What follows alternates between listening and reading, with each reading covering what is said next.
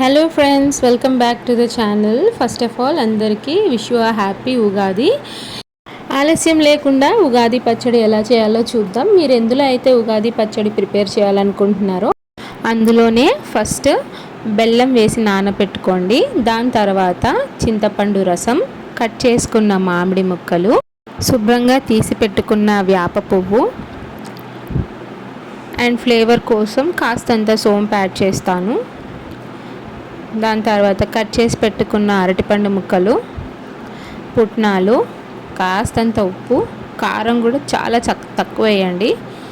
దాని తర్వాత అన్నీ కలిపేయండి, లేకపోతే చేయి పెట్టి మంచిగా పిసికేసేయండి. నేను ఉగాది పచ్చడిలాగా తినాలనుకుంటాను కాబట్టి ఎక్కువ వాటర్ యాడ్ చేయను, కొంచెం చిక్కగానే చేస్తాను.